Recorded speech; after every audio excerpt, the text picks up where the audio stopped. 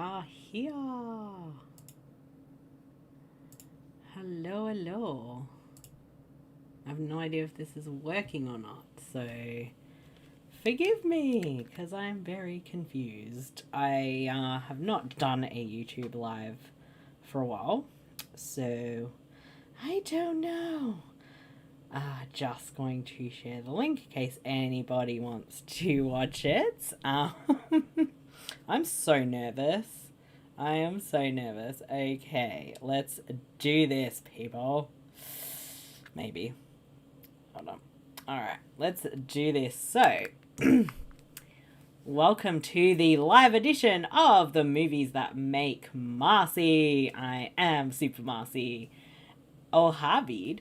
And today I've decided that because Saturday is now going to be the release date for the Movies That Make Marcey, that I will do the live video to present the new day for Saturday. So yes, we are here on a Saturday for the Movies That Make Marcey, but naturally it'll be earlier because we had some technical difficulties. A green screen has arrived, and as you can see, to avoid fainting, keep repeating, it's only a movie, it's only a movie, it's only a movie, which probably tells you exactly what movie it is because it is also in the title. Stop being scared, Bede. So for this week's episode, I actually went to both the Super Network Facebook page, the Super Network group, which is at facebook.com/group/the Super Network, and also my Twitter account, which is twitter.com/Super Marcey.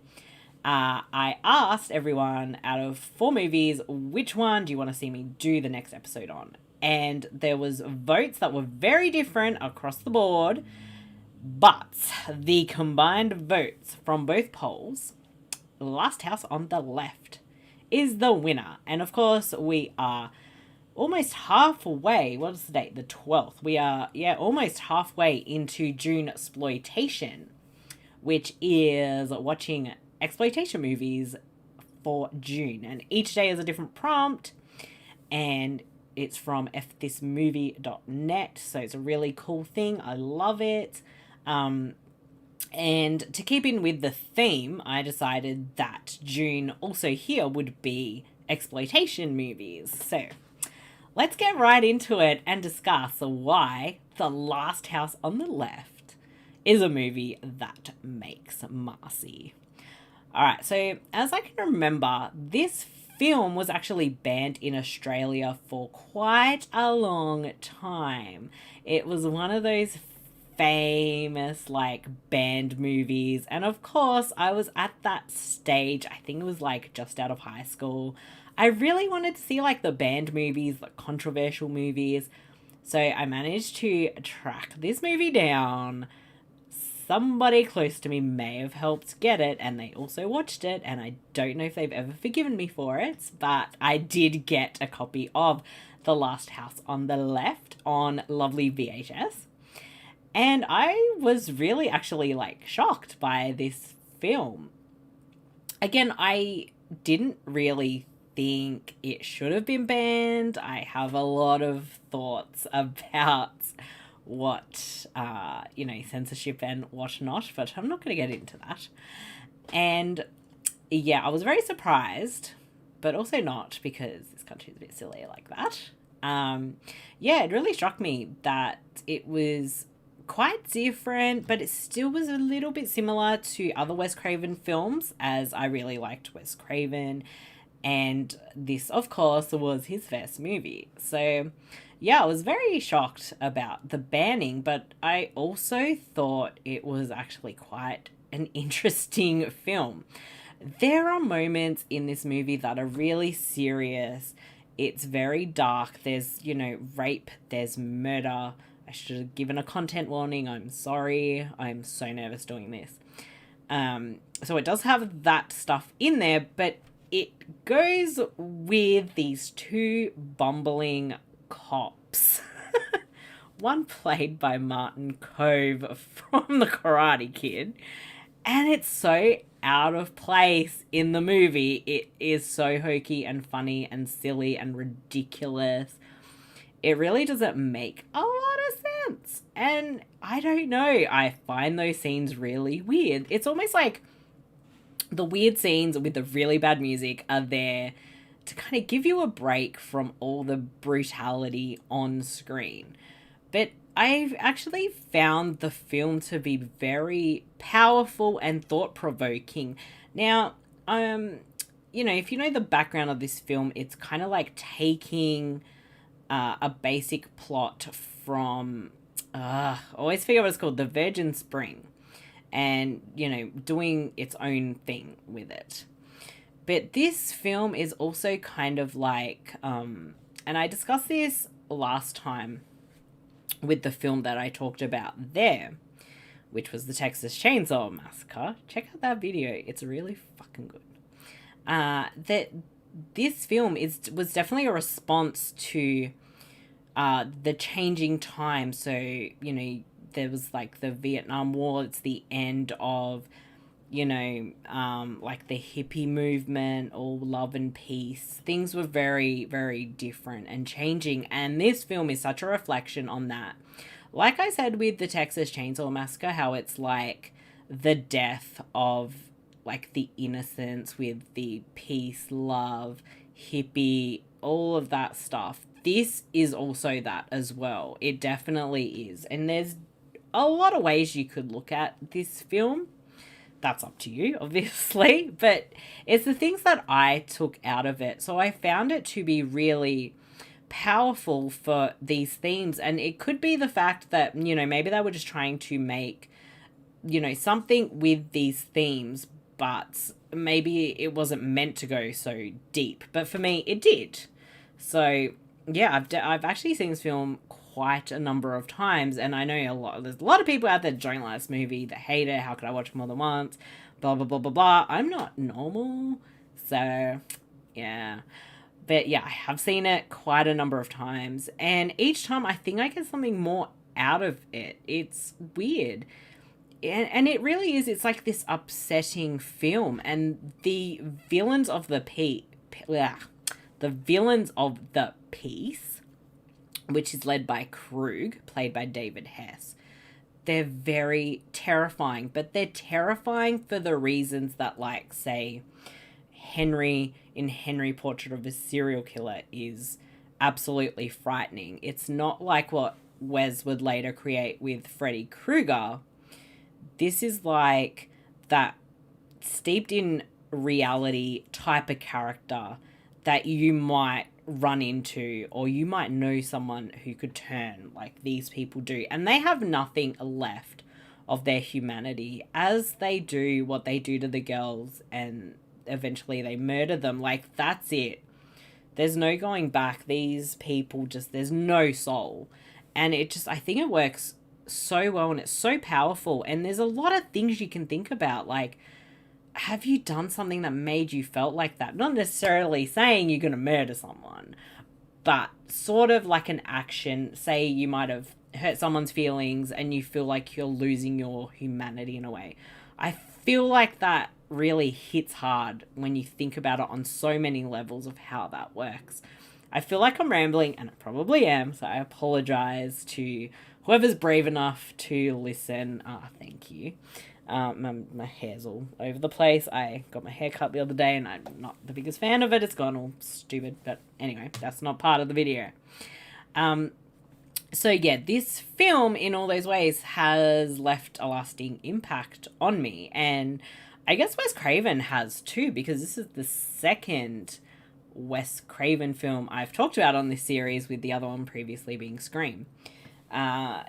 He really, I guess, has been one of those filmmakers for me. I think a lot of what he's done is great, and even the stuff that's not that great still has some interesting aspects in there.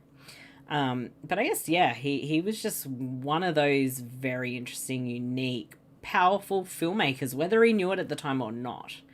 And this film just had that impact on me. Like, I would always think about it, something I always remember, just those weird, impacts a movie has on you. And it definitely kind of showed me that I was very desensitized from a lot of things, and that's probably not a great thing. But going back, if I watch it now, like, I think it would have more of an impact in that way, where I feel like I am not as desensitized. Like, I can sit through things and watch things, but they're probably going to affect me a lot more. So I find that really, really interesting. And this was a film that led me to go check out other bands, films. I saw a lot, let's be honest. A lot of them aren't banned anymore, but, you know, some still are, crazily enough. But I checked out all those banned movies. I judged for myself on what they were. And this definitely, you know, because this is 100% an exploitation type film, these kinds of films, and again, I think I may have mentioned it when I talked about the Texas Chainsaw Massacre, definitely led me to check out things I probably wouldn't have even thought of looking at, more unknown films, early works of directors. It did so much for me. It's crazy, like, to think about. And I know I'm rambling because I'm nervous about being live, and I'm sure, like, no one's watching anyway. But yeah, Last House on the Left had a massive impact on me, and it's crazy. I still think it's crazy to be talking about this movie in these ways. But yeah, it definitely changed me. In a way, I wasn't scared to check out, like, all sorts of things. It made me brave. But yeah, I think probably one of the more memorable things of the film is, like, the villain characters, and the dynamic between father and son is absolutely, like, frightening. Gives me chills thinking about it. And of course, this is one of, like, those ultimate karma, because these disgraceful human beings end up the target of revenge for one of the girl's parents when they work out who they are and what's happened. So those actors are not the greatest, but there's a lot of good revenge, and you definitely feel like, yeah, you freaking need it, right? Yeah. So I think that probably wraps us up for the Movies That Make Marcey with The Last House on the Left. All my crazy ramblings. Thank you to each and every person who voted on the polls. I really appreciate it. It was good to get all sorts of feedback. And of course, you can check us out at supermarcey.com. I've already said my Twitter account, which is twitter.com/supermarcey. Yeah, I'm a shameless self-promoter. But yes, I don't know where I'm going with any of this. Bede, is there any questions you want to ask me since you're watching about Last House on the Left before we wrap up? And while I wait for Bede to respond, please show us some support on our Patreon at patreon.com/thesupernetwork. You get early access to our podcast, you get exclusives, we will have video versions of the podcast, we do weekly shows, and debuting on Wednesday will be our brand new Patreon exclusive only podcast, After Dark with Super Marcey. I almost freaking forgot what it was. How bad is that? Like, wow. But yeah, you can check that out, and I'll be doing all sorts of cool stuff on that podcast. And Bede, I'm still waiting for your question. Oh, now he has to think, and I have to sit here and, like, entertain probably just Bede. But yes, and for the rest of June for this series, I will be talking about exploitation movies. I haven't quite decided what I'll be doing next, but I have some ideas, because there's definitely a few that have been films that have had, like, that lasting impact on me. And it is interesting to talk about such different films, whereas some I've been talking about, like, the childhood movies. Here I'm talking about, like, you know, the Texas Chainsaw Massacre and The Last House on the Left. It's a little bit crazy, but you know what? All these films have helped make me. So Bede has asked, what do I think about David Hess's performance? He is unfucking real in this movie. The way he plays Krug, there is nothing I could fault in that performance. It is utterly freaking terrifying. I find Krug to be one of the more disturbing characters in any film. The whole time, he's not an actor, he's this character. And through every action, just the way he presents himself, everything, it's so unsettling. Like, Krug does sort of look like that every guy type of person. Like, I know it's a weird sort of way to describe, but he is almost unsuspecting, but there's something almost like a charisma about him that makes it easy for him to draw people in and have people do what he asks them, basically. And it's so terrifying when you get into that. And you can really see in that film and how he plays it, like, when every little bit left of humanity has escaped from him. It's so powerful. It's insane. And Beata's also asked, how does the film compare in Wes Craven's entire filmography? That's a tough one, but I would probably put this as more middle to higher tier Craven. And I probably rank Wes Craven's films so much different to everyone else. But, you know, top tier for me is like New Nightmare, Scream, and I actually probably put like Scream 2 and Scream 4 up there. I really love The People Under the Stairs, and, you know, so probably kind of below there. And then the middle, I think, would be like The Hills Have Eyes, stuff like that. But yeah, Nightmare on Elm Street, and yeah, that's up there. I don't know if I mentioned that. I'm like, blah, blah, blah.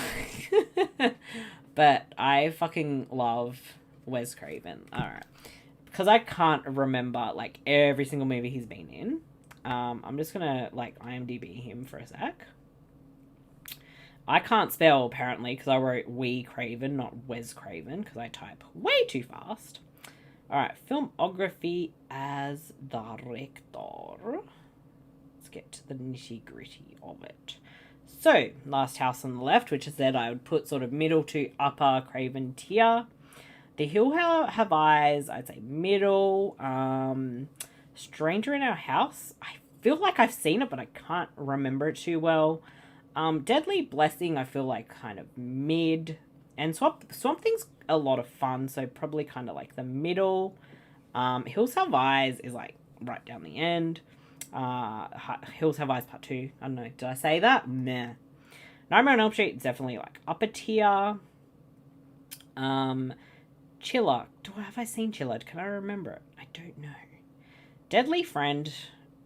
Definitely sort of middle to upper. Serpent in the Rainbow as well. Shocker is like mid, but it's so fucking stupid and funny. Night Visions, I'm struggling to remember because I'm trying to do this really quickly. I think I said People Under Stairs is upper. New Nightmare is upper. I think Vampire in Brooklyn is kind of mid. Scream right up there. Scream 2 right up there. Music from the Heart, which is not a horror movie, I think it's right up there. I think that's a freaking fantastic film. I think he worked really well doing something completely different. Like, it worked for him. Scream 3 is probably kind of mid. I still really enjoy it for as dumb as it is. Cursed, with what we ended up getting, is probably middle to lower, but I would love to have seen like what it was meant to be. Red Eye is definitely upper because it's fantastic. Such a good thriller. He nailed that so well. The pacing is incredible. And then we had My Soul to Take, which I think is very lower Craven. Maybe the worst one he's done. I just don't think any of that movie works. And Scream 4 I find is, upper Craven. Very, very fucking good shit. So I think I've been rambling long enough. If anyone watches this back, I apologize for all the rambling. I'm so sorry. But of course, you can... let me start that again. You can check me out with the Movies That Make Marcey every Saturday here on the Super Network YouTube channel. Please, if you're watching, hit the subscribe button, show us some support. Check out our videos when they drop. We will have this series. We've got Spin the Wheel Q&A that Beat and I do, and we answer random questions. We have podcast previews and fun previews for To Be Tuesdays, as well as, I'm trying to think. Oh, yeah, that's right. Full episodes of Podcasters of Horror are on YouTube. So with that, thank you so much, everybody. All your support is much appreciated. Mwah, mwah, mwah. Thank you so much. Mwah. I don't know where I'm going with that. Oh, wait. Until next time, I've been Super. And I'm going to avoid running into anyone that looks like Krug. Bye-bye.